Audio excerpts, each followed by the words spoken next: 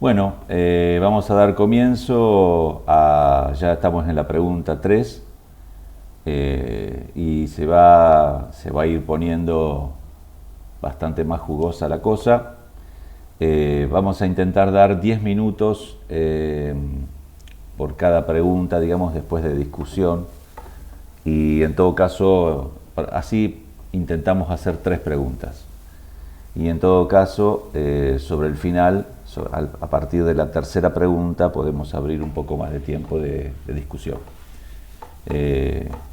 Así vamos avanzando, ¿ok? Bueno, vamos a arrancar. La tercera pregunta es, ¿es lo mismo política que vida política? En su obra Política, del siglo IV a.C., Aristóteles define la política como la forma de convencer al pueblo para asegurar la estabilidad recurrente o eutaxia del Estado o koinonia politicae, comunidad política. De esta manera, la estabilidad recurrente del Estado será para Aristóteles el núcleo explicativo y fundamento, incluso moral, del campo del análisis de la filosofía política. En nombre de esta estabilidad recurrente, o eutaxia, se generó el concepto de razón de Estado, empleado por primera vez por el filósofo y diplomático florentino Nicolás Maquiavelo, en su clásica obra El Príncipe de 1513.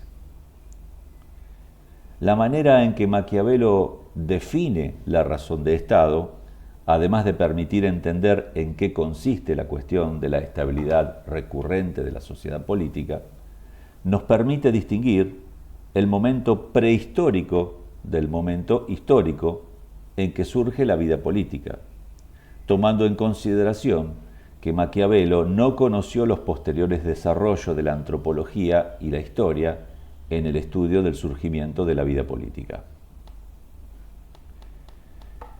En el principio del mundo, dice Maquiavelo, cuando los pobladores eran contados, vivían dispersos como animales. Después, al multiplicarse las generaciones y a fin de defenderse mejor, buscaron entre ellos al más robusto y esforzado, a quien le hicieron jefe y le obedecieron. De aquí provino el conocimiento de lo bueno y lo honesto, como así también la distinción de lo malo y lo depravado. Observaban que si uno dañaba a su benefactor, aparecían el aborrecimiento y la compasión entre los hombres. Reprochaban a los ingratos y honraban a los agradecidos. Y aun pensando en que ellos mismos podían recibir idénticas injurias, le obligaron a dar leyes y a ordenar el castigo a quien las quebrantaran. De esta forma se tuvo la noción de justicia. Después, en caso de elegir príncipe, no buscaron al más vigoroso, sino al más prudente y justo. Nicolás Maquiavelo, El Príncipe, 1513. Posteriormente, surge otra de las importantes obras de Maquiavelo llamada Los discursos sobre la primera década de Tito Livio, de 1517. Acerca de este historiador de la República Romana, vivió más o menos estamos hablando de la República Romana que duró desde 1509 al 27 a.C., que vivió entre el 59 y el 17 a.C., ¿no? Tito Livio. Es preciso tener en cuenta la aplicación de las ideas propias del tiempo histórico que conoció en la República de Florencia, de 1515 a 1553, esto estamos refiriendo ahora a Maquiavelo, debido a lo cual perfila más el concepto de razón de Estado como algo que debe tener en cuenta todo ciudadano activo de la sociedad política para asegurar la estabilidad recurrente de la misma. Y dice el texto de Maquiavelo, esto es algo que merece ser notado e imitado por todo ciudadano que quiera aconsejar a su patria, pues en las deliberaciones en que está en juego la salvación de la patria, no se debe guardar ninguna consideración a lo justo o lo injusto. lo piadoso o lo cruel, lo laudable o lo vergonzoso, sino que, dejando de lado cualquier otro respeto, se ha de seguir aquel camino que salve la vida de la patria y mantenga su libertad.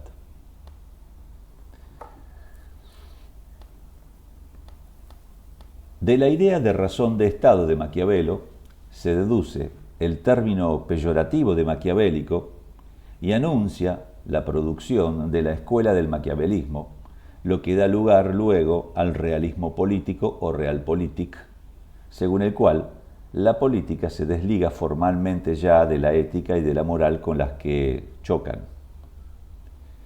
y se asocia a los intereses prácticos y las acciones concretas prácticamente sin atender a la filosofía política, más que en lo referente a lo ya dicho por Maquiavelo y similares, tanto antes como después de él. Así, la política tendrá que ver con el ejercicio del poder como prudencia que asegure la estabilidad y la recurrencia del Estado. Voy a repetir esta partecita. Así, la política tendrá que ver con el ejercicio del poder como prudencia que asegure la estabilidad y la recurrencia del Estado. En dicha prudencia política, los medios del ejercicio del poder para asegurar la estabilidad y la recurrencia del Estado pueden ser legales, ilegales y alegales. Pueden ser éticas y moralmente irreprochables o reprochables. En la línea de Maquiavelo se encuentran también el escritor español Baltasar Garcián, 1601-1658, y el teólogo jesuita del Sacro Imperio, Hermann Wassenbaum, 1600 a 1668. La conclusión de estas máximas la resumió el emperador francés Napoleón Bonaparte, cuando en la última página de su copia personal de El Príncipe de Maquiavelo escribió: "El fin justifica los medios". Ahora bien, como la verdad de toda acción política se mide por sus resultados, la prudencia política, en tanto que técnica y arte al mismo tiempo, no ha de llevarnos a pensar que lo que se entiende comúnmente como maquiavélico en sentido peyorativo, el cálculo frío, las medidas despiadadas y reprobables a nivel ético y moral, etc., nos asegurarán conseguir en política el fin esperado. Incluso pueden ser contraproducentes. Más bien, dice Santiago Armencilla, habría que decir que el fin no justifica los medios, sino que los medios determinan el fin. Esto se lo escucha mucho decir a Santiago. Siempre dice esto: el fin no justifica los medios, sino que los medios determinan el fin. Por ello, la prudencia política ha de saber escoger los medios que serán utilizados para un determinado fin que se pretenda lograr, porque si se han utilizado sabiamente, determinarán la consecución del fin perseguido, aun cuando siempre dicho fin varíe en proporciones diversas respecto de la idea original. De hecho, estas tesis son, a grandes rasgos, las defendidas por un verdadero hombre de Estado, Federico II el Grande, desde 1712 a 1786, su vida, que fue el rey de Prusia de 1740 hasta su muerte, consignadas en su obra Anti-Maquiavelo o Refutación del Príncipe de Maquiavelo, de 1740, en la que precisamente critica, capítulo a capítulo, la obra del florentino. Realmente Federico II el Grande no asume una posición totalmente contraria y hostil a las enseñanzas de Maquiavelo. Pero debido a su ejercicio prudencial del poder, dentro de la forma de gobierno conocida históricamente como despotismo ilustrado, sí añade cuestiones que deben ser tomadas en cuenta a la hora de realizar toda acción política. Pues, entre otras cosas, este rey colocó a Prusia entre las grandes potencias de Europa, lo que posibilitó que, en poco menos de un siglo, fuese el Estado que unificó a Alemania en 1871. Que el prusiano no era un ingenuo, que no niega las enseñanzas del florentino, aunque las matiza, y que el equilibrio entre uno y otro se da en el ejercicio de la prudencia política, da cuenta la siguiente cita del capítulo 17 de la clemencia y la severidad, y si vale más ser amado que ser temido. Dice Federico II, a esto dice Maquiavelo que el príncipe debe antes hacerse temer que amar de sus súbditos, porque los hombres todos son ingratos, inconstantes, etc. Este es uno de sus argumentos más capciosos. Yo no niego que haya ingratos en el mundo, ni que el temor sea en ocasiones un agente poderoso, pero sí digo que el rey cuya política se apoya en este solo móvil, reina en un pueblo de esclavos y no debe esperar acciones grandes y generosas de sus súbditos, porque todo lo que se hace por temor lleva impreso un carácter de timidez y de bajeza. Por el contrario, dice Federico II, el príncipe que sabe hacerse amar de su pueblo, reina verdaderamente en los corazones, y ejemplos hay en la historia de grandes y heroicos hechos nacidos del amor y de la felicidad. Federico II de Prusia, Anti-Maquiavelo, 1740. Ahí vemos a Federico II el Grande.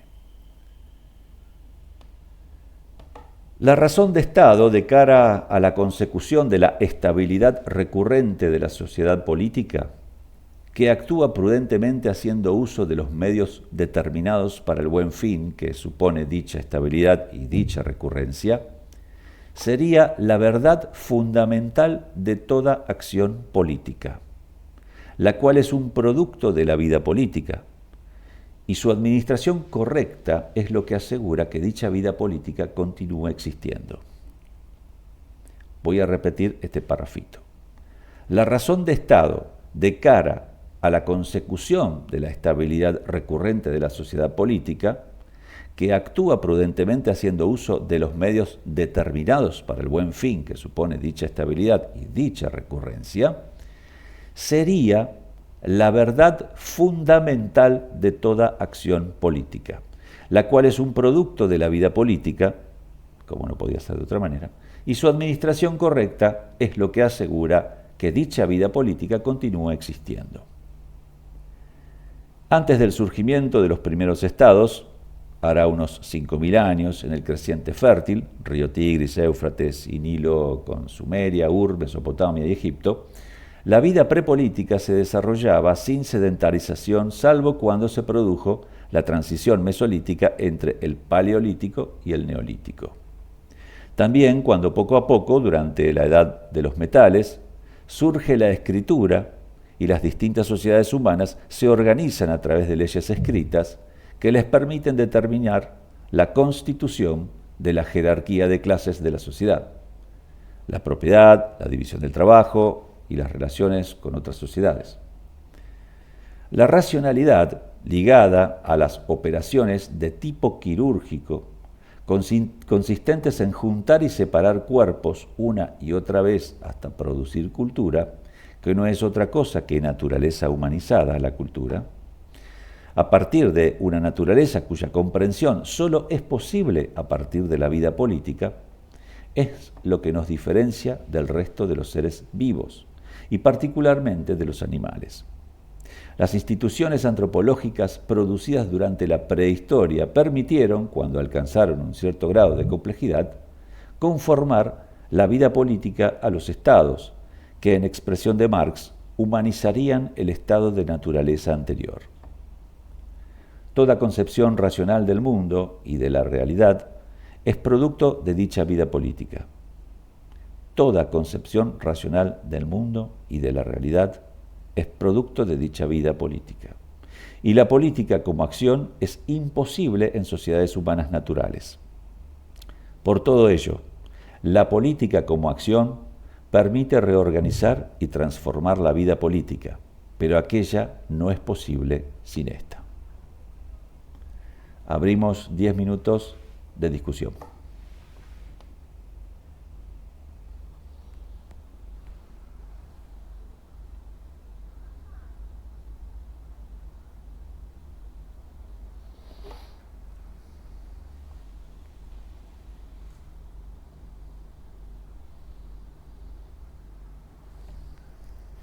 Bueno,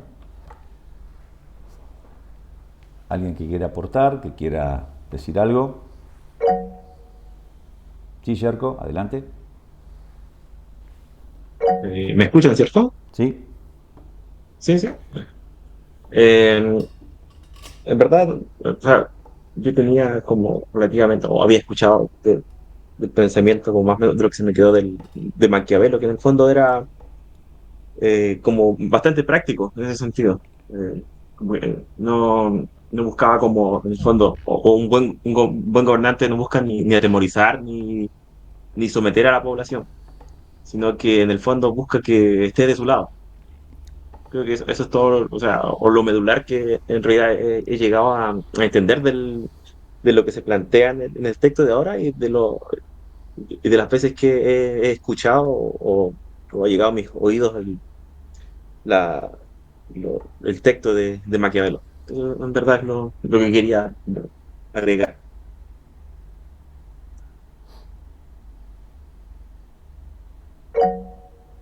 sí, Farid, adelante. Que tanto Maquiavelo como Federico son filósofos del poder, que hablan sobre cómo ejercer el poder sobre las comunidades humanas, como sobre las comunidades políticas. Entonces, tienen esa particularidad filosófica, que hablan de cómo el ejercicio del poder para la perseverancia en el ser de un Estado, de un principado o de una nación. Entonces, tienen esa cualidad.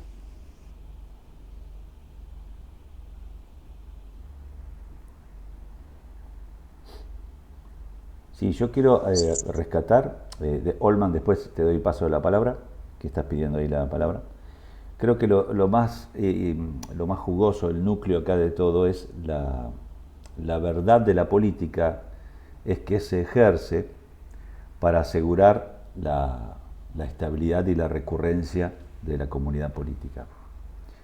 Eh, Realmente lo que se persigue, el objetivo estratégico último de todo eso es perseverar en el ser de la propia comunidad. Por eso es que Maquiavelo es el primero que de alguna manera empieza a sincerar estas cuestiones, despegando la política de todo lo que es la ética, la moral, la religión, cuando abiertamente dice, miren, lo que realmente el príncipe para gobernar bien, lo que su objetivo realmente un poco no importa lo que haga, entre comillas, pero no importa los medios que utilice, la cuestión es que todo debe ser dirigido a mantener la estabilidad y la recurrencia de ese Estado y de esa comunidad política.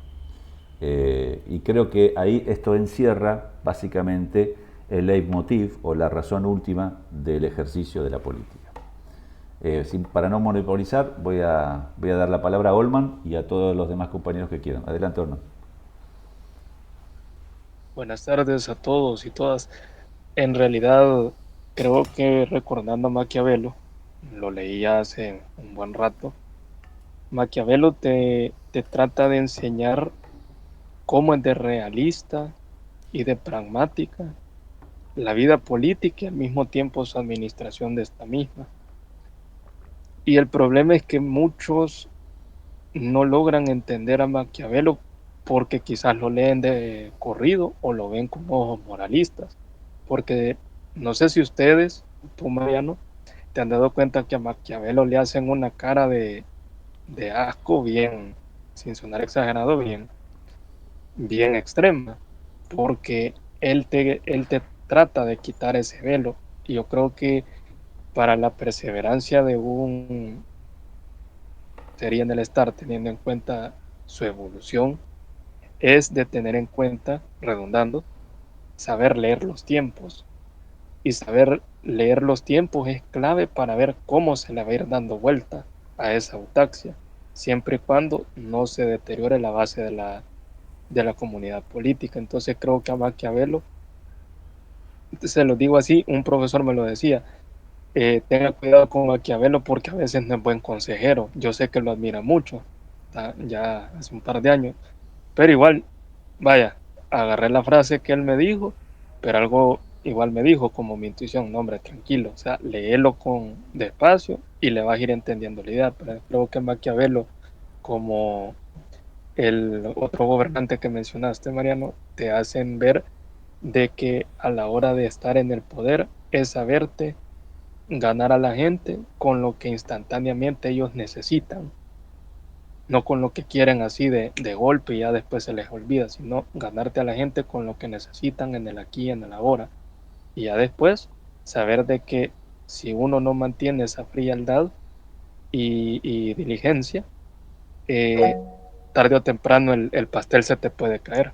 Pueden corregirme. Sí, está interesante lo que estás diciendo, Olman, porque si comparamos con las democracias homologadas actuales, como democracias homologadas del mercado electrónico de mercancías, estas democracias que parecen más un concurso de popularidad en el cual el candidato parece ser el más votado, el que más simpático cae a la gente, cayendo en una demagogia totalmente ineficiente o en todo caso que termina siendo funcional a los intereses creados, que son los intereses fácticos. Sí, Farid, adelante.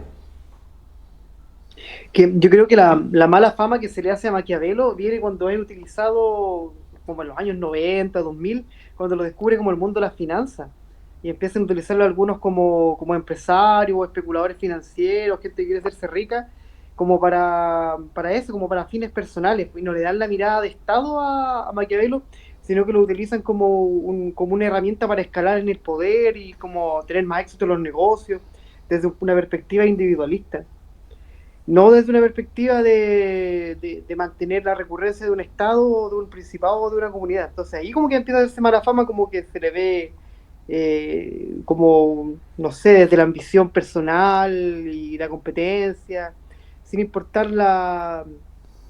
el bienestar del otro, de la comunidad. Ya lo que ha pasado en las democracias actuales, que no son los estadistas, no son los grandes gobernantes, sino que son estos, como dices tú, estos concursos de popularidad, como el gobierno de los sofistas o los demagogos, que persiguen el poder por el poder. No hay un proyecto político, no hay una planificación nacional, de que mi país de aquí a 50, 100 años debería tener este proyecto. Es un proyecto personal de yo mantenerme en el poder por el poder y aferrarme cuanto pueda, ganar todo lo que pueda, extraerle todo lo que pueda al Estado y luego morirme. Luego no, ni siquiera hay una proyección de un proyecto político que perdure en mi propia existencia.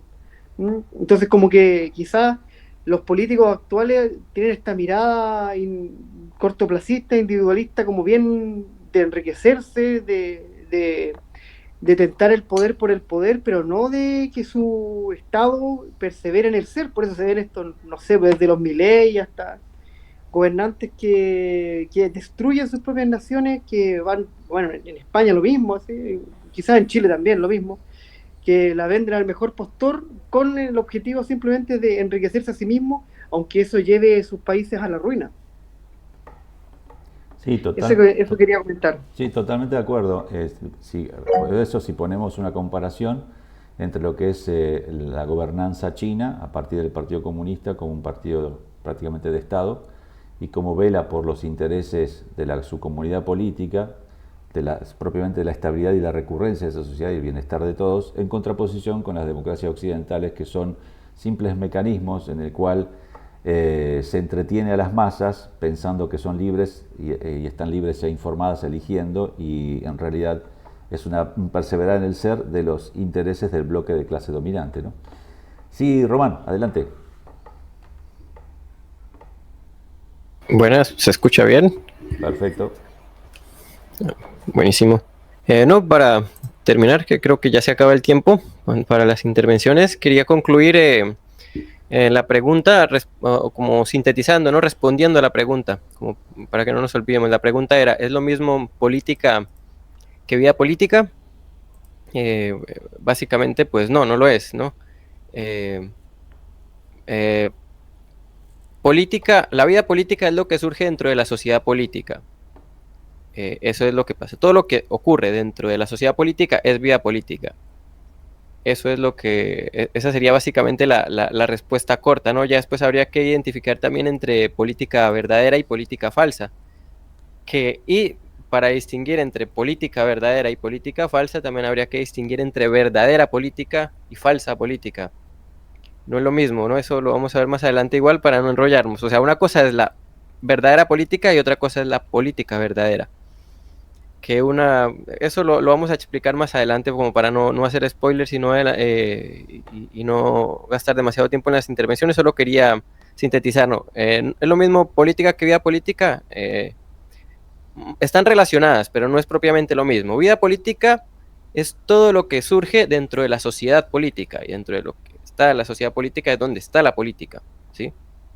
Básicamente para responder eso. Sí, y la política es propiamente la acción que se realiza dentro de la comunidad política, y la vida política es propiamente esa interacción que existe entre los sujetos que están dentro de los estados viviendo básicamente esa vida política. Previa al Estado no hay vida política. Sí, exactamente. Bueno, vamos a pasar ahora a la pregunta 4. ¿Todos los grupos humanos son políticos? Y ahí por eso no había que adelantarse, porque se va a ir contestando la cosa. Así que vamos a eso. Todo grupo humano, dice Santiago, desde una pareja hasta un imperio, pasando por la familia, el clan, la tribu, la horda, la etnia o la sociedad política, en cualquiera de sus variantes, institucionaliza su existencia, su estabilidad y su recurrencia vital, siempre mediante instituciones, tanto antropológicas como políticas, en la medida en que aquellas, las antropológicas, quedan reconfiguradas en las políticas, reconocibles, con capacidad de generar normas tanto a sus sujetos implicados como a otros, y, lo esencial, transmisibles a las siguientes generaciones. Sin embargo, a pesar de que la vida política ha podido absorber y reconfigurar instituciones prepolíticas, hasta el punto de convertirlas en pilares fundamentales de su existencia y desarrollo, hablamos de la pareja, la familia, etc., el hecho de que existan grupos humanos prepolíticos cuyo radio de acción e influencia sobre el mundo sea anterior a la vida política, nos capacita para reconocer relaciones humanas propias de grupos prepolíticos con su propia racionalidad. Aunque no es la politología la disciplina encargada de su estudio, esta puede incorporar lo que sobre ellos han estudiado otras disciplinas. La antropología es una de ellas, surgida en la segunda mitad del siglo XIX al albor del evolucionismo en biología, teoría que da cuenta de los cambios genéticos y fenotípicos en poblaciones biológicas durante generaciones. Las investigaciones de naturalistas como el francés Jean-Baptiste Lamarck, 1744-1829, y el británico Charles Darwin, 1809-1882, influyeron en el surgimiento del evolucionismo social de los pioneros de la antropología, como Lewis Morgan, 1818-1881, estadounidense, y Herbert Spencer, 1820-1903, británico, acuñador del término darwinismo social, que defiende que la selección natural que Darwin teorizó tiene aplicaciones sociales en comunidades humanas al basarse en la supervivencia del más apto como mecanismo de evolución de los grupos humanos. Nefasto Spencer. La aplicación al estudio de las poblaciones de las colonias era de imperiosa necesidad en aquel momento de expansión imperialista, en Oceanía, en África y Asia, además de su utilización para justificar el racismo sobre subsaharianos, semitas y otras etnias, que fue constante hasta los inicios de la descolonización, que después de la Primera Guerra Mundial, del 14 al 18, y de la Segunda, del 39 al 45. La antropología ha cambiado mucho tras estos acontecimientos, pero las corrientes evolucionistas y darwinistas iniciales dejaron una impronta para tratar de explicar los grupos humanos no políticos de tal manera que se convirtiesen en sujetos de experimentación social más que en sujetos de pleno derecho. No en vano, el título original completo de la principal obra de Darwin ya orienta esta corriente antropológica: el origen de las especies por medio de la selección natural o la preservación de las razas favorecidas en la lucha por la vida. 1859. Por ello, en sus primeros 100 años de existencia, la antropología, de la mano del darwinismo en biología, influyó en concepciones políticas que discriminaban a grupos humanos en base a teorías que en el límite llevaban el racismo a la eugenesia y al exterminio de poblaciones enteras. Es sabido que Charles Darwin, a causa de las críticas científicas a su obra, fue publicando hasta 7 sucesivas ediciones en las que fue asesorado por 3 científicos famosos y poderosos en la Inglaterra de la época: el botánico John Hooker, el geólogo Charles Lyell y sobre todo el zoólogo Thomas Henry Huxley, junto con el filósofo Herbert Spencer, que vieron en la selección natural un reforzamiento de sus ideas supremacistas raciales. La 6ª edición de El origen de las especies, de 1859, no es exactamente de Darwin.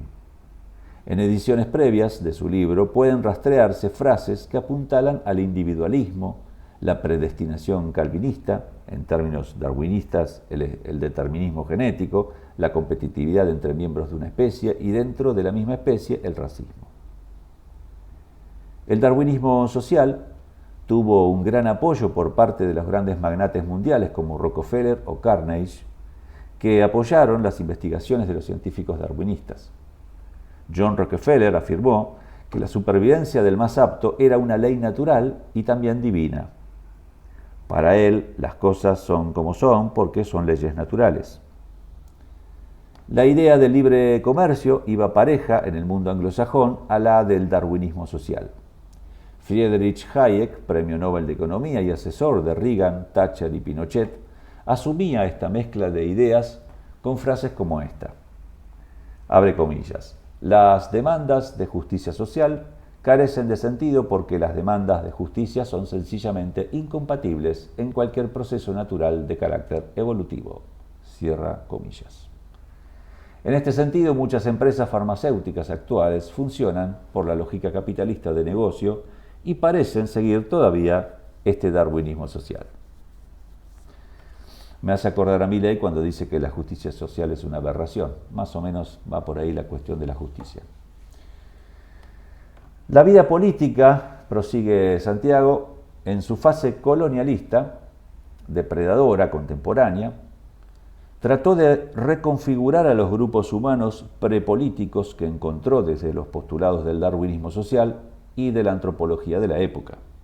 No es cuestión de interpretar hechos del pasado desde una mentalidad moderna, sino de entender que la antropología en sus inicios catalogó a los grupos humanos desde una posición etnocéntrica, anglo-germánica, protestante e ilustrada, francesa, para después de 1945 ver esos grupos humanos desde una perspectiva supuestamente opuesta, pero que en realidad es el mismo calcetín dado vuelta, el relativismo cultural partiendo del mito del buen salvaje.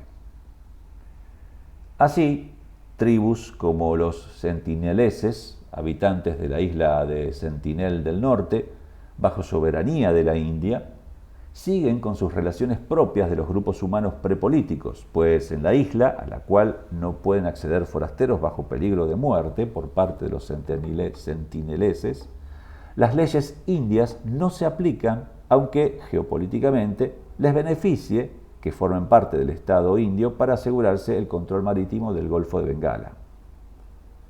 Otras tribus no han corrido tanta suerte como los sentineleses, por ejemplo, los pueblos originarios de Tierra del Fuego, islas del sur de Chile y de Argentina, en la que tras la conquista del desierto de 1878-1885, llevada a cabo por el Estado argentino, a través de General Roca, les dio la victoria sobre los mapuches, ranqueles y tehuelches, definitivamente conquistados.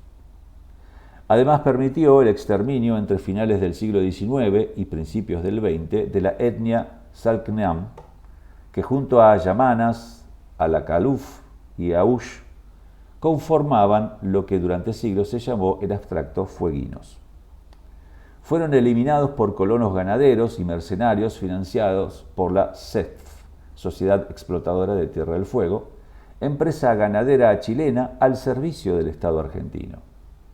Ya el propio Darwin, a sus 24 años, en su diario del viaje de un naturalista alrededor del mundo, en 1842, escribió sobre los fueguinos esto. Los fueguinos, dice Darwin, se encuentran en un miserable estado de barbarie mayor del que yo había esperado que vería en un ser humano. Es imposible imaginar la diferencia que existe entre el hombre salvaje y el hombre civilizado. Es mucho mayor que la que hay entre un animal silvestre y otro domesticado, por lo que el hombre es susceptible de un mayor perfeccionamiento. El lenguaje de estos fueguinos, según nuestro modo de pensar, apenas merece ser considerado algo articulado.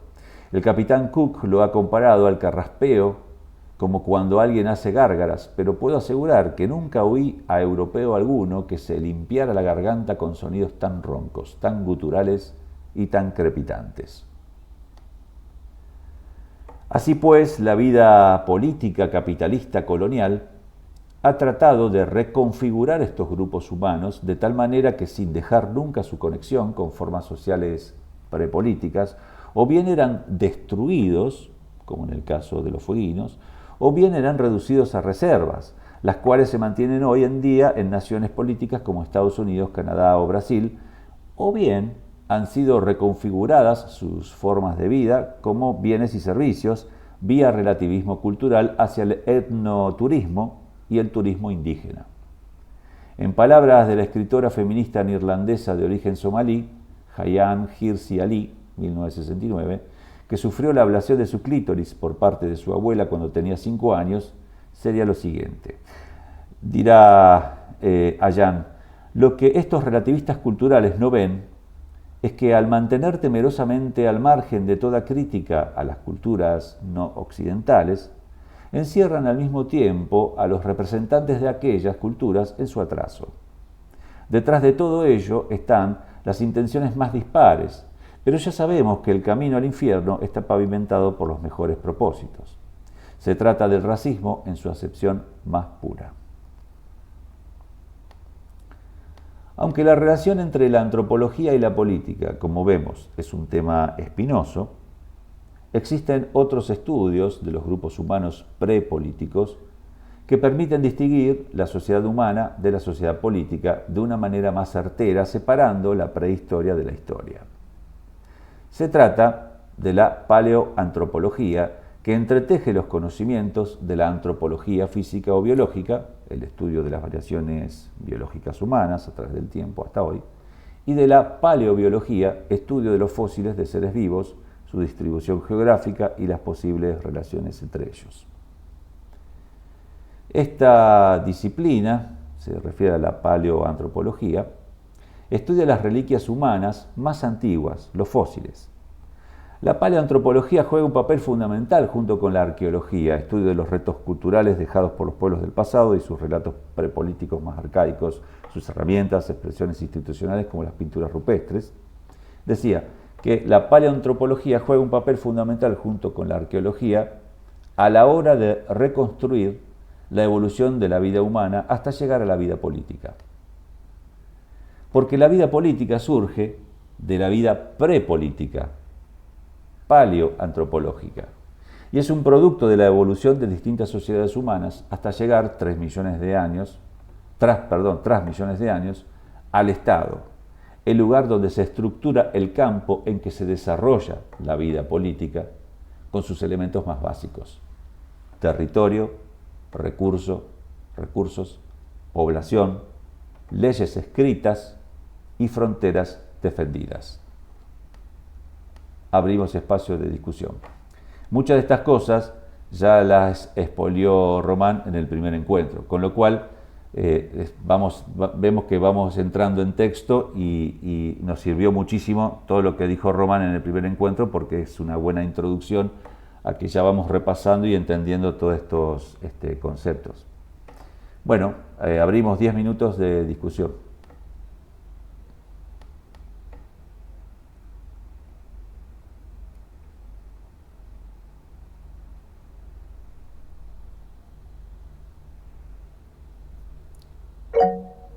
Farid, adelante. La pregunta era si toda comunidad tiene una vida política, o todo grupo humano tiene una vida política. Esa era la pregunta, ¿no?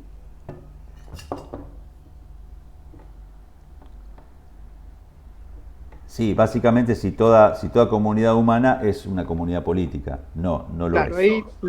claro, no lo es. No lo Hay es. comunidades antropológicas, comunidades preestatales no serían políticas, no habrían alcanzado ese estado de desarrollo. Si bien siguen siendo comunidades humanas, pero están en un estado de desarrollo diferente, entonces no podrían tener vida política hasta que desarrollen las instituciones propias de un estado, hasta que se Per- cierran las capas ahí de Perdón, conjuntivas corticales. las sociedades preestatales sí pueden ser políticas. Sí. Para que termine siendo, o sea, lo que te determina finalmente la constitución del Estado es la última capa, digamos. Ustedes Claro, saben, hay 3 capas, ¿no? La basal, la conjuntiva y la cortical. la cortical. Cuando se cierra la cortical es cuando se termina de conformar el Estado. Entonces vos tenés sociedades humanas, no antropológicas, que pueden ser prepolíticas. Después tenés sociedades humanas políticas preestatales. Y por último tenés sociedades humanas políticas estatales. ¿Sí? ¿Y algún ejemplo de una sociedad política preestatal Y bueno, que exista? eso se da en las primeras poblaciones, si no me equivoco, cuando empieza ahí en el fértil, ¿cómo es? Lo que es la Mesopotamia, Ur, Sumeria, donde La creciente fértil. en el creciente fértil, donde Exactamente. se van generando esas primeras ciudades, esas primeras poblaciones, que van conformando, o sea, cuando se conforma la estructura basal, que es básicamente la interrelación de los hombres y su interrelación con la naturaleza, es decir, a través de su actividad por excelencia, que es la producción, por llamarlo de una manera para que se entienda, la actividad económica, entre comillas. Esa es la capa, digamos, basal. Sobre esa capa basal también se va estructurando a la vez, al mismo tiempo, para organizarla, la capa conjuntiva, que es donde se van dando las jerarquías.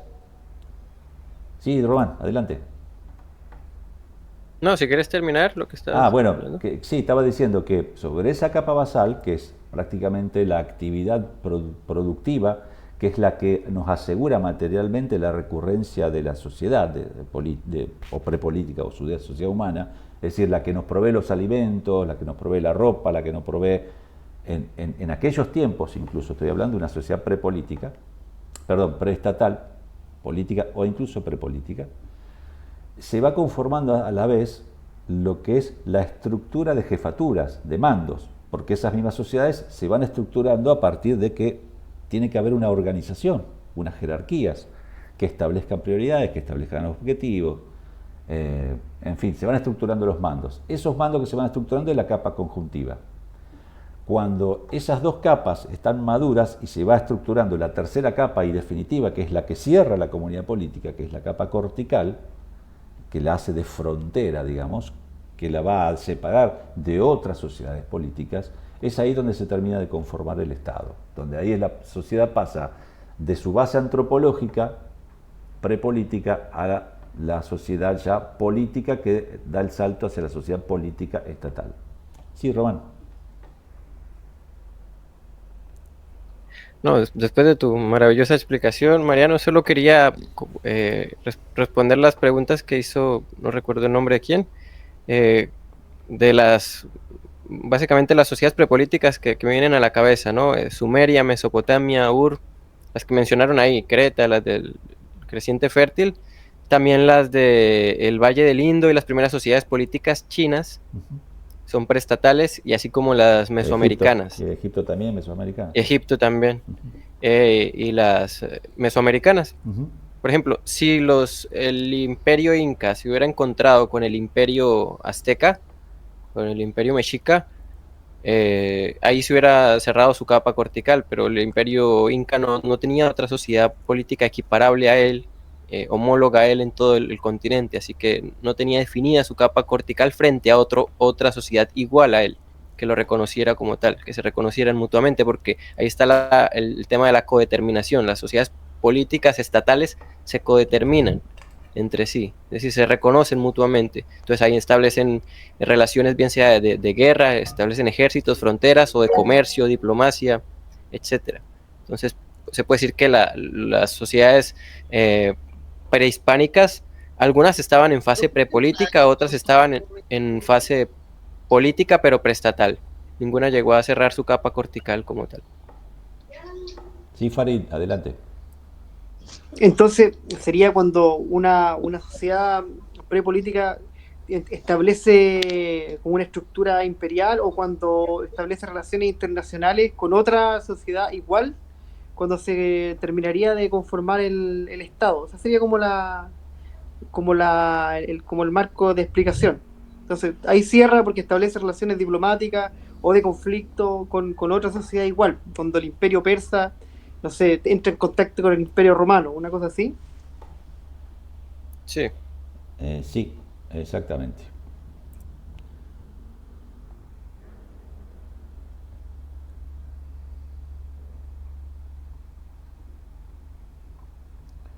Si ustedes tienen el esquema de la organización, el esquema canónico de organización de lo que es el Estado, del materialismo filosófico de Gustavo Bueno, se van a dar cuenta ahí de las tres capas y las tres ramas del Estado y cómo se van conformando los 18 poderes. Los pueden buscar en internet, que está creo como esquema canónico del Estado, de Gustavo Bueno, o el materialismo filosófico que nosotros absorbemos e integramos a nuestro materialismo político. De hecho, los invito a que, si quieren entrar a la página, que creo que dejé el enlace en el grupo de WhatsApp, a la página nuestra de Vanguardia Argentina, en donde dice documentos, el texto final es una especie de resumen de materialismo político para militantes, para cuadros.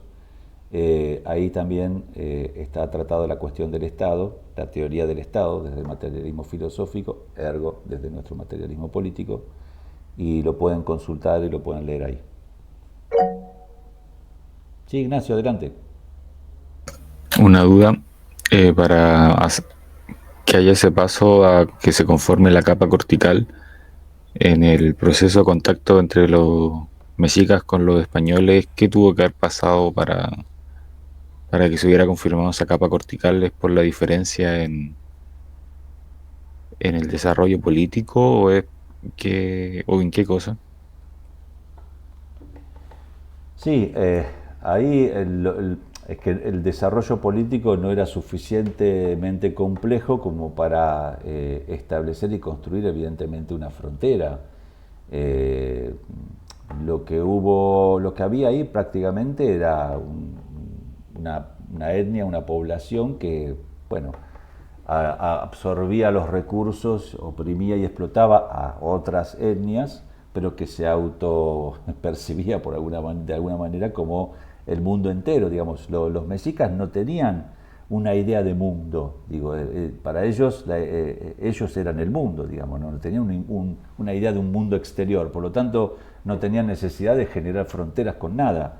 Cuando irrumpen los españoles, hay todo un periodo obviamente de confusión por parte de su cosmovisión, evidentemente, pero no llegan a conformar nada porque son destruidos directamente desde adentro por la superación de todas esas etnias internas que eran explotadas en sus recursos físicos y humanos, que aliándose con los españoles terminan, digamos, destruyendo el imperio mexica, ¿no?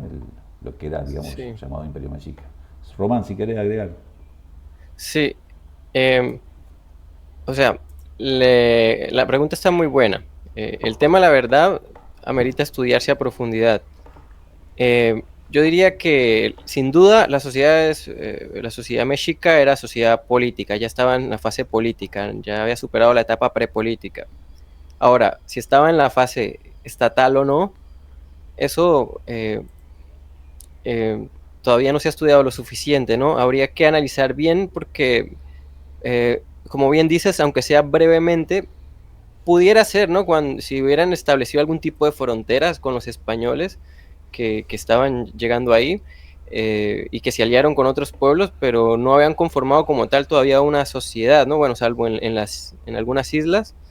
Pero te digo, eso habría que estudiarlo bien con historiadores a profundidad, aunque pudiera de pronto hasta ser brevemente, porque los límites a veces son difusos, ¿no? Entre estas cosas, la política no es una ciencia categorialmente cerrada, categorialmente exacta, ¿no? Entonces, siempre hay como límites difusos entre estas distintas categorías. La pregunta, la verdad, está muy buena y ameritaría un estudio. Yo digo que sin duda era una sociedad política, ya en su fase política. Ya si estaba en la fase de sociedad estatal, puede ser, pero pues eso está por demostrarse.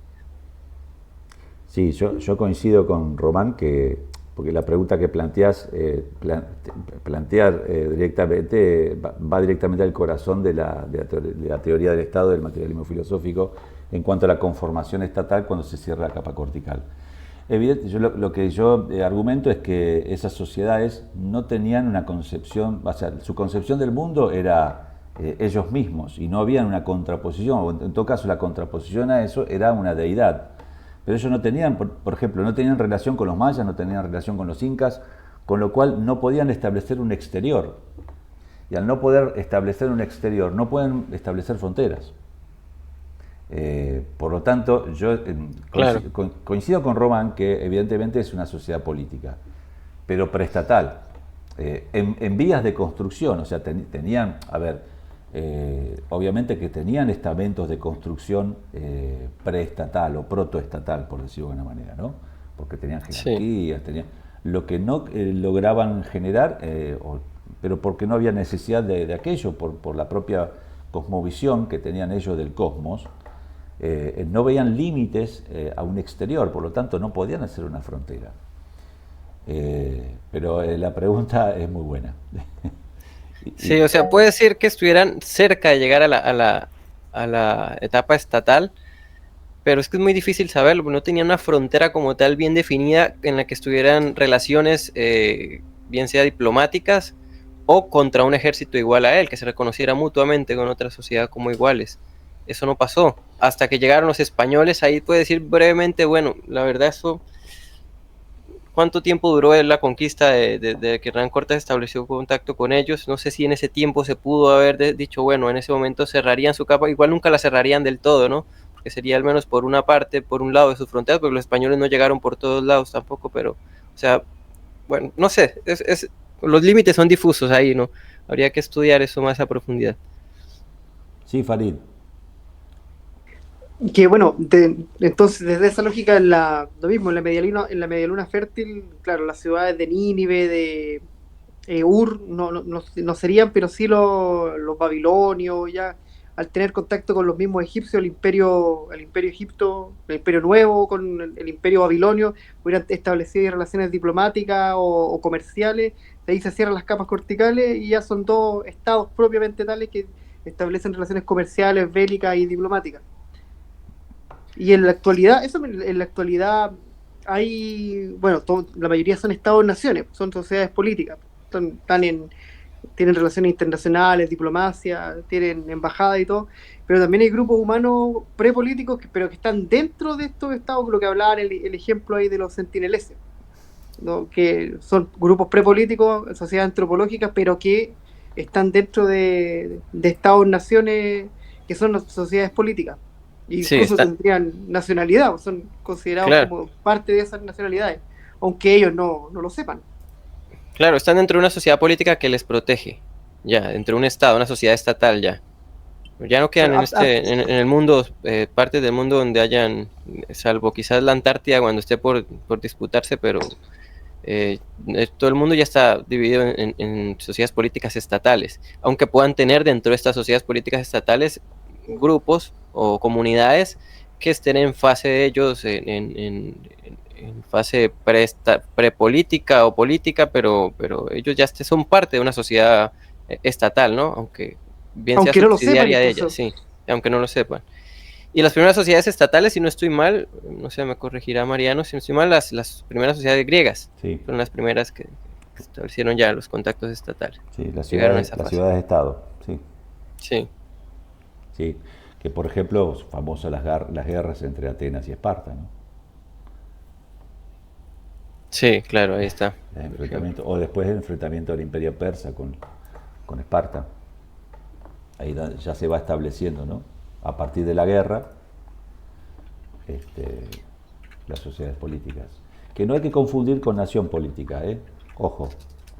Sí. Por eso está bueno entender que sociedades políticas son estas sociedades en las cuales se van conformando las tres capas, ¿ok? Que van conformando las sociedades o sea, antropológicas prepolíticas, antropológicas políticas, políticas preestatales, políticas estatales, que no es lo mismo que nación política, que es la nación canónica que se da después de la Revolución Francesa. ¿Ok? Pero bueno, ya no nos adelantemos, vamos después a llegar a esto, a lo que es cómo clasificamos nación, ¿no? Y cómo determinamos nación, cómo la definimos y cómo la clasificamos. Bien, seguimos compañeros entonces. Vamos entonces a esta es la quinta y última de hoy. La pregunta 5. ¿Aristóteles acertó al afirmar que el ser humano no es zoon politikon, pero la persona sí? Y acá está la trampita, esta cosa media capciosa entre ser humano y persona. Vamos al texto. El concepto aristotélico de zoon politikon se traduce literalmente como animal político o animal de la polis. Se trataría de un sujeto que ya ha superado el estado de salvajismo y de barbarie, aunque haya partido de él y de las herramientas técnicas que en esos estados ha podido producir para desde ellos conformar la vida política, la cual es el campo institucional más complejo generado por nuestra especie, sin parangón, en otras aún cuando en ellas puedan encontrarse elementos complejos de organización social como las colmenas de abejas, los termiteros, los hormigueros, las bandadas de aves y su comportamiento flocado, las estrategias de caza de las bandas de chimpancé, etc. Por no hablar de la organización social de los homínidos prehistóricos. Todo ser vivo es social por necesidad, ya que no puede sobrevivir sin otros seres vivos de su especie o de otras, para alimentarse o realizar acciones de simbiosis, relación estrecha entre seres vivos para lograr el mutuo beneficio en sentido mutualista, aunque se pueden dar casos de parasitismo y de comensalismo en que uno de los organismos no sale ni perjudicado ni beneficiado. Lo mismo puede ocurrir en la vida política, pero de manera muy diferente. Solo el hombre, en abstracto y en concreto, es zoon politikon, en tanto que viva con otros iguales a él. Porque si vive en soledad, según Aristóteles, o es una bestia o es un dios. Y aunque las bestias puedan adquirir la condición de numen religioso, debido a sus capacidades y características, tal y como expuso Bueno en su libro El animal divino, Bestias y dioses, se encuentran en otro plano totalmente distinto respecto en el marco en que se desarrolla la vida política, tanto desde una perspectiva creyente, metafísica, que afirme su existencia, como desde una perspectiva atea, materialista, que niegue tanto su existencia como su esencia, esto es, aquello que algo sea lo que es en distintos contextos espaciotemporales. El zoon politikon es también homo faber, pues solo puede realizarse como tal en el espacio de la vida política al tiempo que es producto de ella, y a su vez ella es producto del sujeto biológico cuya corporeidad es el soporte sobre el que se construye el zoon politikon. Es decir, esta es la persona, institución histórica, mientras que aquel, el ser humano, es el organismo de especie biológica que ha logrado producir la vida política dando un salto cuantitativo y cualitativo hacia la comunidad política. Queda claro aquí la distinción entre ser humano como entidad biológica y persona como ya entidad política, como sujeto. Solo en el marco de la vida política puede desarrollarse, produciendo instituciones cada vez más complejas, el zoon politikon. Perdonen un segundito. Un segundito. Decía, solo en el marco de la vida política puede desarrollarse, produciendo instituciones cada vez más complejas, el zoon politikon. Las finalidades más complejas que este sujeto puede desarrollar, también enclasado en grupos de sujetos, que son a su vez zoon politikon, solo son posibles en la vida política. La filosofía, la tecnología, las ciencias, la economía, la acción política, el arte, etc., solo son posibles a través de la transformación del ser humano en persona, en zoon politikon, mediante la producción, es decir, la transformación, de la vida humana prepolítica en vida humana política. Transformación no improvisada, sino fruto también de la acción práctica y productiva del Homo faber, el hombre que fabrica herramientas, instituciones, símbolos, ceremonias, etc. El zoon politikon es el resultado de la producción de la vida política, que a su vez es la consecuencia causal de la humanización de la naturaleza. Es más, la idea misma de naturaleza, abstraída de la cultura, es producto de la vida política, que ha logrado clasificar los elementos de los que parte la producción de la vida política como recursos cuya relación con el hombre no es propiamente social, aunque dependan de una compleja organización social y política para poder ser transformado. Es decir, nosotros hablamos de naturaleza desde nuestra sociedad política, si no, no podemos definirla a la naturaleza. De ahí, dice Santiago, la utilidad del concepto de espacio antropológico de bueno, para poder entender la relación de la vida política con los elementos sociales y no sociales que la conforman mediante la producción organizada y racionalizada institucionalmente de la misma. Los materiales con los que cuentan los hombres para producir la vida política, que insistimos, parten de la vida prepolítica, existen contextualizados por dicho espacio, por el espacio antropológico.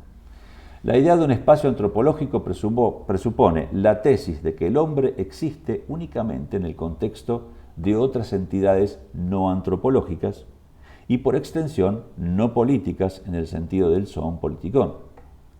Ni este, ni tampoco su ancestro prepolítico, viven aislados del universo, sino que están envueltos por él, por otras realidades no antropológicas. Cuando hablamos de realidades no antropológicas decimos plantas, animales, piedras, cuerpos extraterrestres, etc. El concepto de espacio antropológico determina los ejes necesarios y suficientes, en principio, para coordinar este espacio, al menos en términos de los elementos materiales conocidos que nos envuelven y que a su vez forman parte de nosotros, de nuestro organismo. Partiendo de Aristóteles y de la escolástica católica, Bueno transforma el espacio tridimensional que estas filosofías establecieron, relaciones del hombre consigo mismo y con otros hombres, relaciones del hombre con la naturaleza y relaciones del hombre con los dioses o con Dios, la transforma, decía, en un sentido materialista ateo, por lo que Dios y los dioses no constituirían el tercer eje de dicho espacio. En los otros dos, además, se añaden los elementos aportados por el materialismo histórico de Marx y por el materialismo cultural del estadounidense Marvin Harris. Así, los tres ejes del espacio antropológico de Bueno son los siguientes. Primero de todo tenemos el eje circular.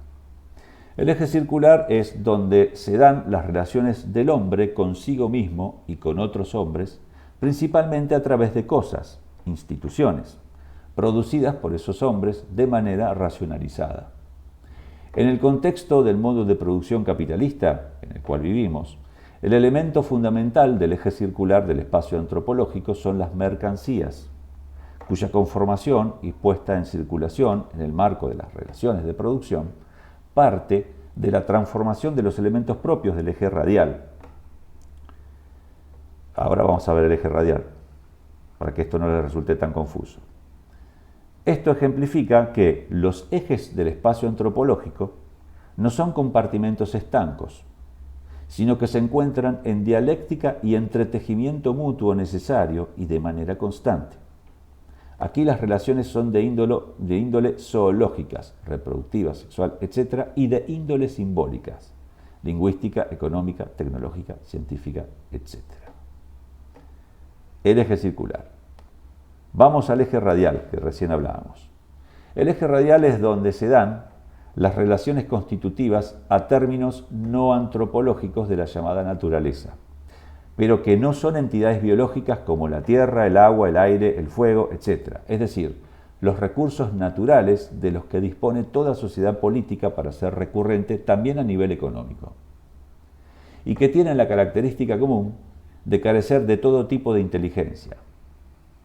De aquí se extrae las materias primas que permiten producir los elementos que conforman la racionalidad básica de toda organización social, tanto prepolítica como política. Aquí las relaciones son de índole fisiológica o termodinámica o de índole técnica y tecnológica, producción de herramientas y luego mercancías que relacionan personas entre sí en el eje circular.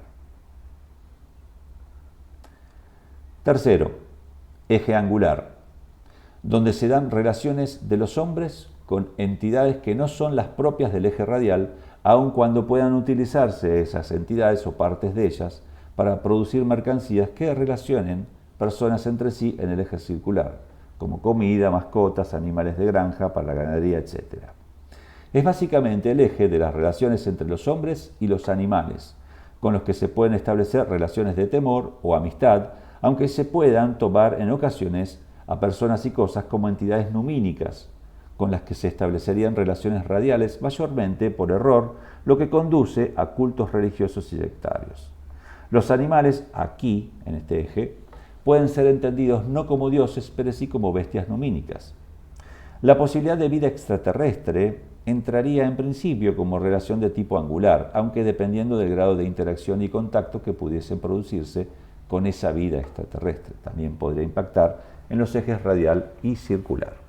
Aquí las relaciones son de índole biológica o ecológica o de índole numínica o religiosa. Estos son los tres ejes del espacio antropológico, o que conforman el espacio antropológico. Esta relación de ejes en el espacio antropológico tiene su implicación en la vida política, como veremos más adelante, y es común tanto a la vida prepolítica como a la política. La diferencia es el grado de complejidad que la vida política ha permitido desarrollar hasta llegar a la institucionalización de la persona del son politicón. El soporte corpóreo material que permite la construcción de la institución persona es el sujeto o individuo humano, en tanto que miembro de una especie, es decir, el Homo sapiens, que ha podido llegar a desarrollar la vida política, transformando su propia realidad corpórea con ello y también su relación con el universo. Persona se suele oponer tanto a cosa como a animal. Sin embargo, persona y persona humana son categorías distintas pese a que están relacionadas. Existen, al menos conceptualmente y con repercusión en la vida política, personas no humanas, como dioses, ángeles, demonios, incluso extraterrestres, y existen o han existido seres humanos que no son personas, salvo por reconstrucción a posteriori y no sin problemas a la hora de realizar dicha reconstrucción. Los homínidos prehistóricos, las mercancías, determinadas instituciones que son denominadas personas jurídicas. Una persona jurídica, por ejemplo, es una sociedad anónima que tiene personalidad jurídica. La persona humana como institución histórica, producto de la vida política, supone la producción de un novedoso sujeto sobre la base corpórea del sujeto humano como miembro de la especie del Homo sapiens, de la misma manera que la nación política, el Estado-nación, implica la producción de una nueva forma de Estado sobre la base histórica y material de formas de Estado anteriores, cuyo territorio, población y recursos se heredan de estados anteriores como las monarquías absolutas, autoritarias, etc. Así pues, la diferencia entre individuo o sujeto humano y persona estriba en que esta última, la persona, supone la transformación e incorporación del sujeto humano a la vida política que este mismo sujeto produce, por lo que se convierte él mismo en el proceso de producción de dicha vida política. Por ello, la persona es la categoría que permite incorporar al sujeto humano a las concepciones éticas y morales propias de cada sociedad política ya desde antes del nacimiento. Acá vemos un poco la ilustración en la cual vemos los tres ejes del espacio antropológico. Hay otras ilustraciones que lo ilustran un poquito mejor. Aquí, bueno, lo que se ve básicamente, lo voy a describir un poco, es, ven en el círculo exterior, es el círculo H sería, es las relaciones de los sujetos humanos entre sí. Ven ahí que están los hombres en distintas relaciones entre sí, ¿no? Hay dos seres humanos, una mujer y un hombre abrazados, queriéndose, ahí arriba gente que la están colgando, otros, bueno, que se están relacionando en una mesa, etc. Después está el eje radial, que es la relación de los seres humanos con la naturaleza no viva, para decirlo de alguna manera, ¿no? Y por último están los ejes angulares, que es la relación de los seres humanos con los animales, básicamente, ¿no? O seres numínicos. Otra cuestión es la confusa, a la vez que oscura, idea de individuo que, tratada como mónada independiente y autónoma de la sociedad, no existe ni puede existir. Los individuos o sujetos humanos evolucionan hacia su condición personal, partiendo de sociedades humanas prepolíticas hasta que logran producir la vida propiamente política. El individuo como tal es incapaz de producir la vida política sin partir de la vida prepolítica, que es siempre grupal, colectiva, y por ello no existe ni puede existir de esa manera. Por eso decimos que el individuo per se no existe. Únicamente la persona tiene biografía, como solo es posible en el marco de la vida política. Solamente la persona tiene historia y puede hacer historia. Historia y vida política se conjugan. El proceso de transformación del hombre como sujeto en una especie, en persona, una vez comenzado en la transición de la vida prepolítica, prehistórica, a la política histórica, es un proceso en renovación constante en cada generación de personas y en cada época histórica.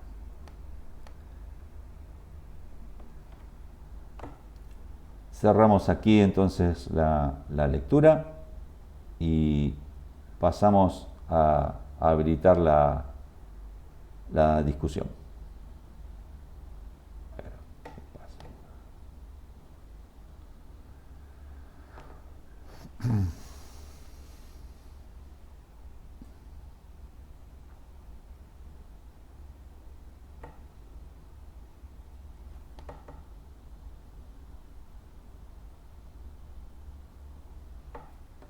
Ser humano, son politicón, persona. Individuo, ser humano, persona, son politicón, todos esos términos que estuvimos recién charlando. Sí, Farid, adelante. Claro, la respuesta sería que no es lo mismo persona que ser humano, o ni un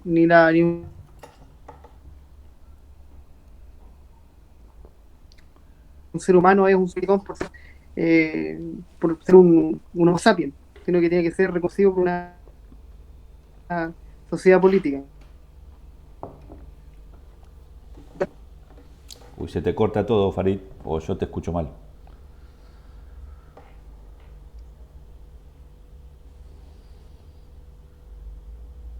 ¿Aló? ¿Se escucha? Ahora sí. Respóndelo al chat. ¿Ahora sí? Sí, se escucha. No, que el ser humano no es un son político, tiene que ser ciudadano o súbdito o ser parte de la sociedad política. Esa sería la respuesta. Así es.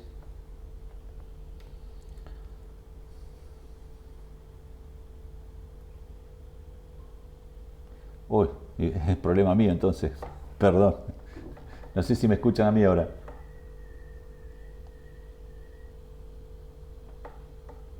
Hola, hola, ¿se me escucha?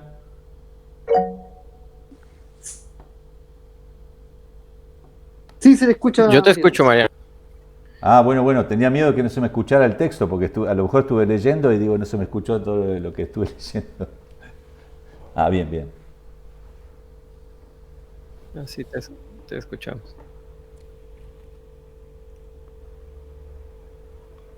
Bueno, básicamente para resumir, no es lo mismo entonces ser humano como entidad biológica qué persona, que es ya una entidad política, ¿no? Que tiene una historia, que tiene parámetros culturales, que tiene una institucionalización, que solo es posible dentro de una sociedad política.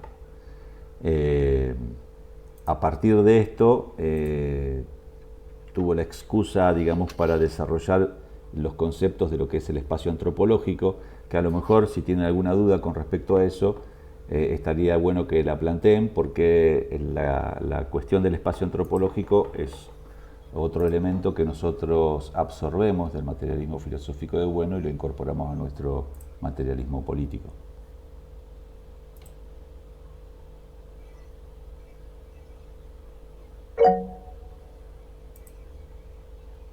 Sí, Yarko, adelante.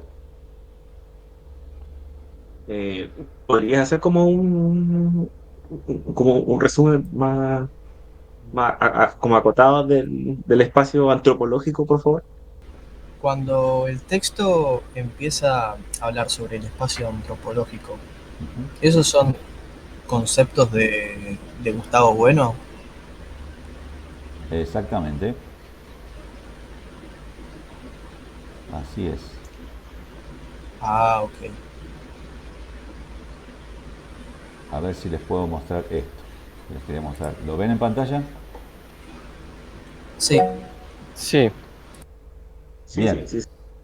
Voy a hacer una explicación breve de esto y la cual seguramente me la va a complementar Román, porque yo tiendo a veces hacia la síntesis y me voy por las ramas y Román es más ordenado. Bueno, aquí están claramente expuestos en dos esquemas lo que es el espacio antropológico a lo que se refiere Bueno. Son lo mismo, pero están como invertidos. El 1 es el mismo que el 2, pero están invertidos. Es decir, si ustedes logran ver en el esquema 1, el círculo que está externo, ustedes ven que tienen puntos, ¿sí? Esos puntos van unidos por una línea que une por cada punto. Esa unión de las líneas entre los puntos termina generando todo un círculo que es el eje radial, ¿sí? Ese eje radial se replica en el segundo esquema, pero en la parte interna. ¿Ven que los puntos dice H, H, H? Bueno, el H se refiere a hombre, humano, ¿sí? Entonces son como una esquematización de cómo los hombres se relacionan entre sí. ¿Bien? Ahora, los hombres se relacionan entre sí a partir de lo que producen. Por eso ahí da el ejemplo que nosotros que vivimos en las sociedades capitalistas, la producción de las mercancías es a través de donde nosotros básicamente nos relacionamos, a través de mercancías. Tenemos relaciones humanas, por ejemplo, de intercambio de esas mercancías. También tenemos relaciones simbólicas, tenemos relaciones culturales, o sea, vamos a través de la producción, la actividad per se del ser humano, tanto antropológico como después el ser humano que se va absorbiendo, se va transformando en un ser humano que ya es persona, entrando en la vida política. La actividad por excelencia del ser humano es la producción. ¿Por qué? Porque si no producimos, no podemos sobrevivir. Producimos nuestra vestimenta, lo digo de manera muy, muy sencilla y coloquial. Producimos nuestra vestimenta, producimos nuestras casas, producimos nuestros refugios, producimos nuestro alimento. O sea, la actividad de producción es básicamente transformar la naturaleza y humanizarla. ¿Para qué? Para generar una supervivencia y una estabilidad y una recurrencia propia de nuestras poblaciones primeramente antropológicas, humanas, que luego van a ir complejizándose y se van a ir transformando en poblaciones en comunidades políticas, ¿no? Pues bien, ese eje, que es el primero en Constitución, ¿no? Es el eje de relación entre los hombres. Después, los hombres nos relacionamos con la naturaleza. Claro, hay una parte viva y una parte no viva de la naturaleza. Entonces, Bueno la divide en dos. El eje radial, que son los ejes derechos, ¿sí? Que parten de afuera hacia el círculo interno, como ven ahí, de la H a la N. La N serían los seres numínicos, ¿no? Por eso le pone la N. Los noúmenes, que son en realidad los animales. Perdón, estoy equivocado. La N es la naturaleza, perdón, es la naturaleza. Entonces la H se relaciona con la N, que es la naturaleza. No quiero confundir, me confundí yo, no los quiero confundir a ustedes. La H se relaciona con la N representa la naturaleza. Entonces estamos hablando, por ejemplo, que el ser humano en nuestras sociedades políticas, por ejemplo, se relaciona con el petróleo, ¿sí? Necesita extraer petróleo, que es parte de la naturaleza muerta, o parte de la naturaleza no viva, no inteligente, de la cual extrae ese material como una materia prima para producir mercancías. ¿Para qué? Para producir mercancías o para producir elementos que le permitan una mejor o una mayor supervivencia, una recurrencia y una estabilidad. A la vez que el H, el ser humano, se relaciona con el N, la naturaleza, están los ejes oblicuos, que es la H que se relaciona con la A. La A significa animales, ¿sí? Por decir que es ahí donde el hombre se relaciona con los elementos animados que no tienen que ver con la naturaleza y que pueden ser elementos tanto animales reales como los perros, las vacas, etcétera, que los asocia y los incorpora al eje antropológico, a lo que es el esquema antropológico, porque por ejemplo nuestra relación con las vacas, ¿cuál es? Faenarlas, sacar carne o sacar leche para convertir eso en mercancías, pero a la vez también para consumirlas para nuestra vida. Como así también en sociedades antropológicas antiguas uno se relacionaba con los animales en formas numínicas, o sea, como deidades, ¿sí? Entonces ahí, bueno, establece y cierra cómo se configura el espacio antropológico a partir de las relaciones del hombre con la naturaleza muerta y el hombre con la naturaleza viva, que no es humana, como serían los animales. Básicamente y sintéticamente ese sería el esquema. Román, si quieres agregar algo, adelante, complementa todo. Perdón, yo estaba escuchando un poco entrecortado, pero creo que es problema de mi internet porque estaba mirando acá en el celular y no tengo muy buen, o sea, el internet como que me está fallando. Pero si no estoy mal, ahí se está explicando es el espacio antropológico de Gustavo Bueno en este libro, ¿no? Uh-huh. Del materialismo filosófico. En el materialismo político, creo que al mezclarlo con la idea de producción de Marx, se cambia un poco, o sea, se varía, como decir, giran un poco los ejes ahí. Y no escuché si eso lo alcanzaste a explicar, Mariano. Cuando en el materialismo político... Sí, básicamente, Román, lo que yo decía, porque vivimos en una sociedad capitalista, la relación entre los hombres a partir de la producción, porque el sujeto, digamos, de la praxis en Marx es el sujeto político de nuestras sociedades políticas, es a partir de la producción de mercancías. Sí.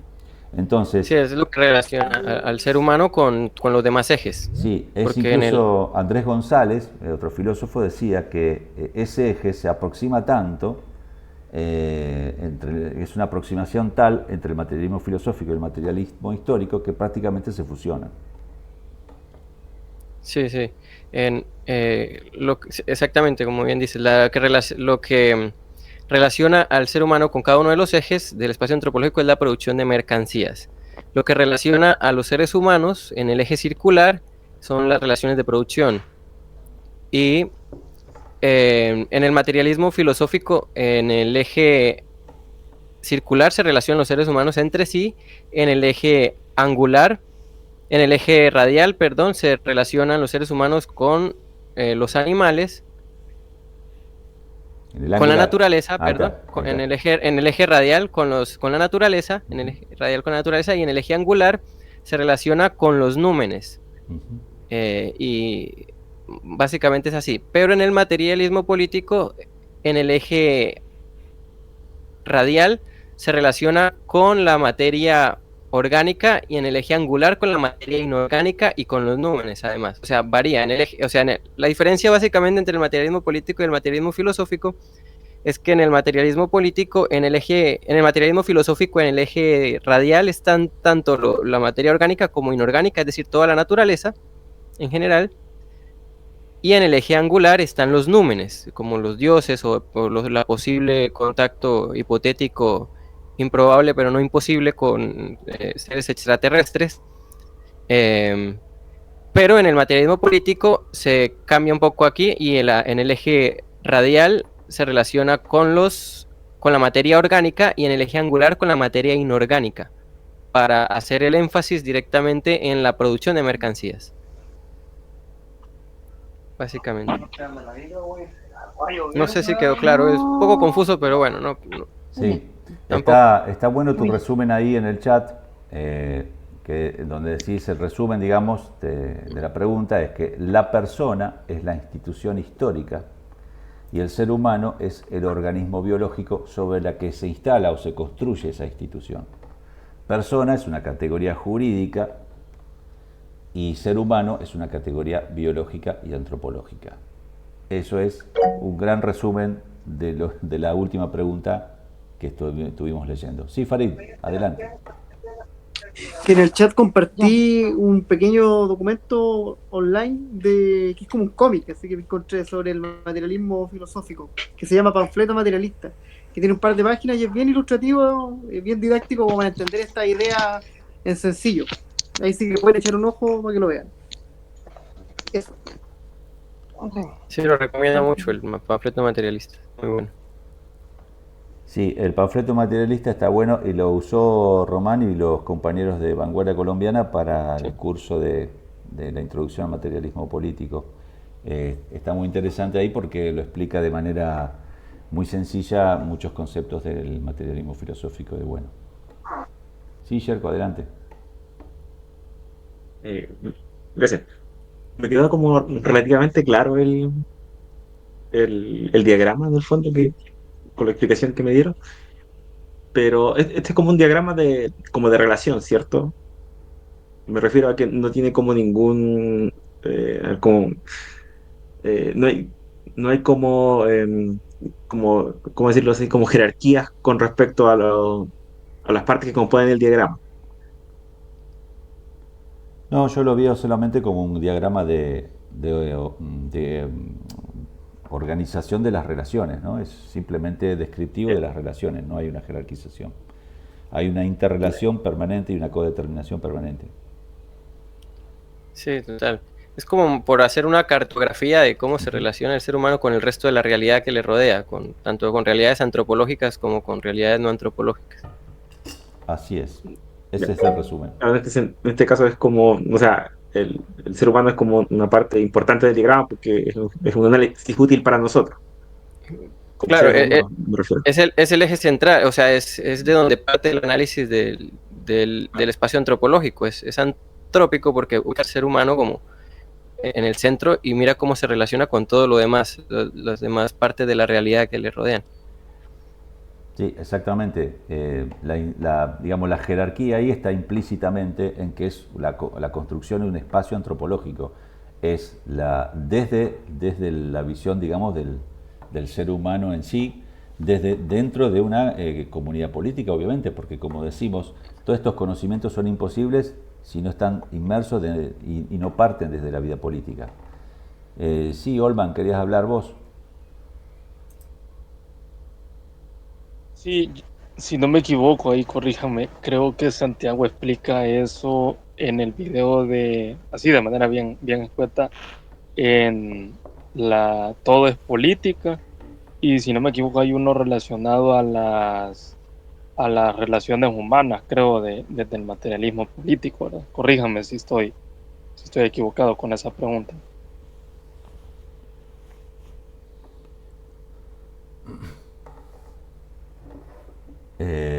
Bueno, no entendí bien lo que me apuntabas, pero bueno, para redondear la idea, Esto es una esquematización, una cartografía, como dice Román, de una cosmovisión, de una construcción desde donde partimos los seres humanos inmersos como personas en una sociedad política.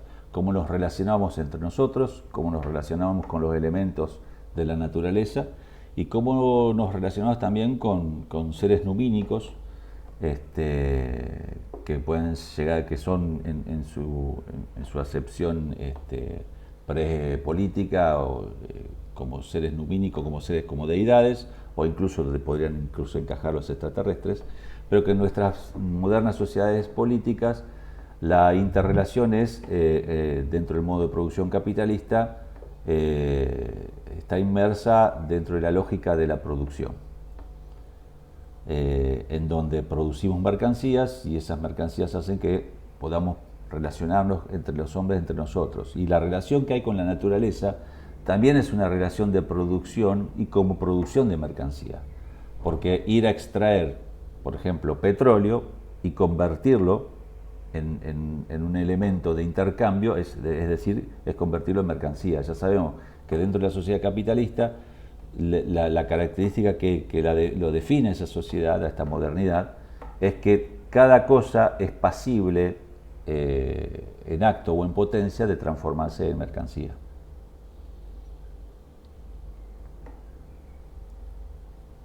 Gracias. No, de nada.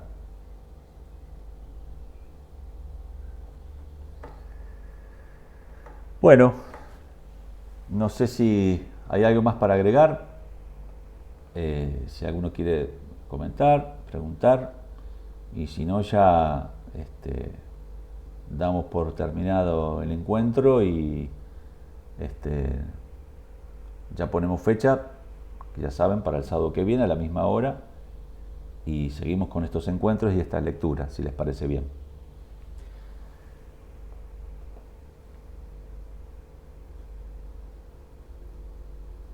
Estamos por cumplir ya las 2 horas. Llevamos 1 hora 58 minutos. ¿En qué página quedamos, Mariano? Uy, tengo la versión electrónica acá. Es la pregunta 6. ¿Vos tenés el papel? Sí, voy a fijar. No, lo tengo acá también. Es página... Ahí sale en el PDF. ¿Qué página es? Si estás usando ese formato. Página 40 y algo, 40 dice acá. Ah, ok. Sí. Creo que ahí inicia la pregunta y termina como en la 45 o 46. Sí, puede ser. Así que bueno, ya llevamos una 10ª parte del libro, básicamente. No estamos mal, no está tan mal. Sí. Quedamos aquí en... No, perdón. Tienes razón. Yo me fui hasta... quedamos en la pregunta 6. La pregunta que viene va a ser: ¿sabemos de lo que hablamos cuando hablamos de política? Que es la página 47 del PDF. Sí, es el 10%, porque tiene 489, casi el 10%. Así que estamos bien, vamos bien. Bueno, compañeros, si no hay más nada que agregar, damos por terminado el encuentro. Justo 2 horas, así que nada, les mando un saludo grande y la seguimos el sábado que viene. Vale, muchas gracias, Mariano, por tu tiempo. Feliz tarde, feliz noche. Bonito encuentro. Igualmente. Saludos. Muchas gracias a todos. Gracias a ustedes. Un saludo. Chao, chao. Muchas gracias, que estén bien. Chao, gracias. Adiós.